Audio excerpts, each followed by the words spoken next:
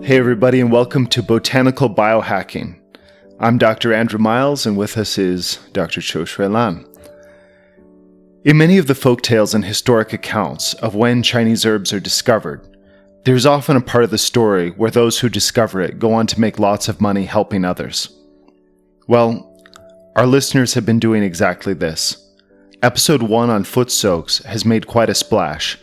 Practitioners of Chinese medicine from Hong Kong to Mozambique have sent us emails asking us to try the foot soaks.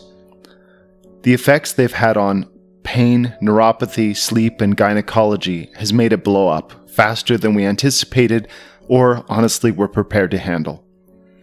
A doctor in Chicago posted a case study online of peripheral neuropathy being resolved really quickly, like within a week or so. And then other people chimed in. With their own case studies. Within 24 hours, we had more orders than we had in stock for our own patients. As a result, acupuncturists all over the world are setting up foot soak rooms to implement this botanical therapy. The mixture we found best is a combination of Tibetan and Chinese herbs. To go to the Tibetan herb-growing regions, it's crucial to have permission from locals because the herbs in this region sell for around $75,000 a kilo. If they don't know you and you are poking around their livelihood, you're likely to be met with a 3-foot sword used for butchering yak. They also may greet you with guns since they are among the few people inside the Chinese borders allowed to own them. Thankfully for us, we have an incredibly warm welcome. We have family in the area. I've been to festivals there, they drink like fish, and they particularly like Tibetan Chinko wine. It's a kind of grain alcohol. I've had plenty with the villagers and local police, followed by karaoke. That's how everything's done in Asia, even the part of Asia where they live in stone houses and wear traditional Tibetan clothing laden with gold and precious stones. They love their booze, their Buddhism, and their bling. There's also a lot of impromptu singing. From the inside, they're more like cowboys. In fact, they have actual rodeos there. They have an incredible culture of horsemanship. In 2 weeks, our own Cho Shui Lan will be joining a research team led by our classmate and a group of students from 2 universities to look at the tradition, pharmacology, and quality criteria of Tibetan herbs and look at the soil composition to see what it is that gives these herbs their incredible potency. This isn't something you will find on PBS or Discovery or the BBC. They don't have the hookups to make this happen, but we do. This is on the next level, and if this is something you and your friends are interested in, you'll definitely want to tune in.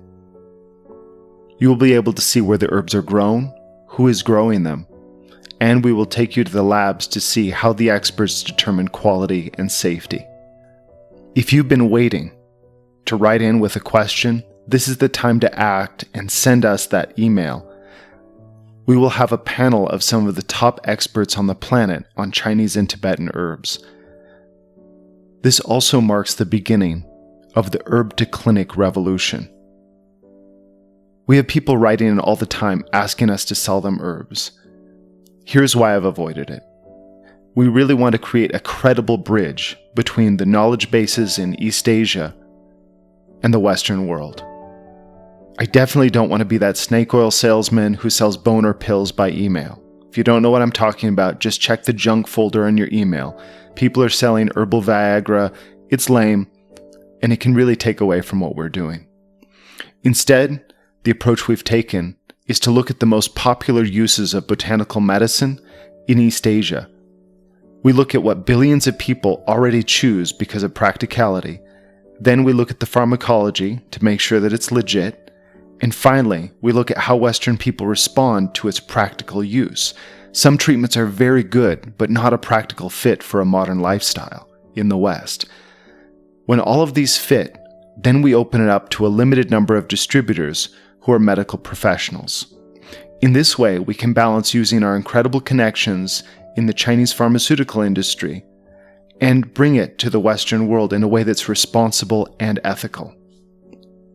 Aside from the quality, aside from cutting out about 7 middlemen to give people more direct access to the farmers who grow their herbs, we are taking it one step further. A portion of the profit from the Tibetan herbs will go to Tibetan orphans who have disabilities. This isn't some shifty charity. Lan's brother-in-law grew up in the Tibetan region of Gansu in Sichuan. We have many close Tibetan friends in the region. And this area was originally called the Shangri-La region. It's not the tourist city by the same name, it's more like a county. So we have very deep roots into this area. We know it's legit, we know it isn't. We know where the herbs are coming from. I've been to this area several times. You can drink the water out of the river. It's an incredibly pure place, and it's like stepping back in time. What's beautiful to me is that the herbs from this region are right now being used in the Western world, in North America, Australia, and soon in Africa. This is something you've been a part of since the beginning. If you've liked our page or told a friend about it, then you have been a catalyst to make this happen, and we can't thank you enough, because we definitely couldn't have done this alone. We can't thank you enough, and neither can the kids at the orphanage. You'll get to see them as well in the next month. The Herb to Clinic revolution has started. Our vision is that through direct access to high quality, we can not only provide natural alternatives, but through the pharmacology, advance the practice of medicine as a whole. We have the cooperation of universities and the herb growers, who are the extended families of our friends. It started actually last year when we brought a group of MDs from the US to China to have tea, hike in the herb growing region, and do shots with the herb growers. It was a great way to discover more about the science of botanical medicine. We were able to bring a higher level of Western medical care as well to rural Sichuan, as a result of these expert physicians coming and doing free consultations for some of the farmers. Keep sharing this.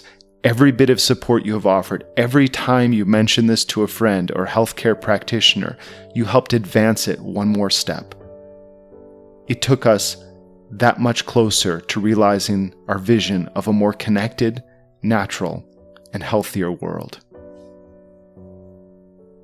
This is Qiu Xuelan, so I'm really excited about this trip. This is the interesting part. When we knew that we're going to get a big order of this Tibetan food soaks, I was looking at the supplies, I was looking at the Tibetan herbs, because most of them, they're wild. And to get such a big supply, I need help. So I called my classmate, Professor Zhong Shihong, who was my roommate for 7 years too. We went through bachelor's and master's together.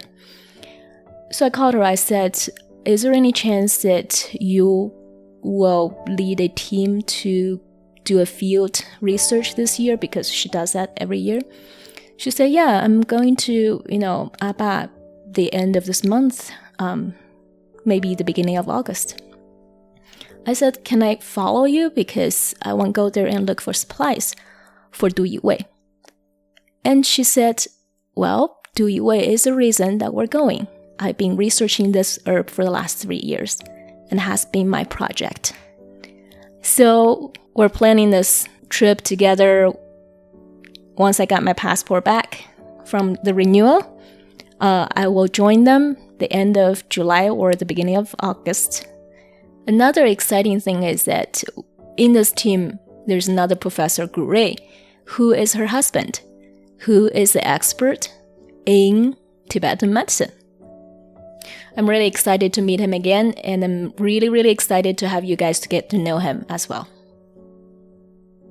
I'm incredibly excited about this as well. There are a lot of natural health gurus in America who actually have no real education in this field.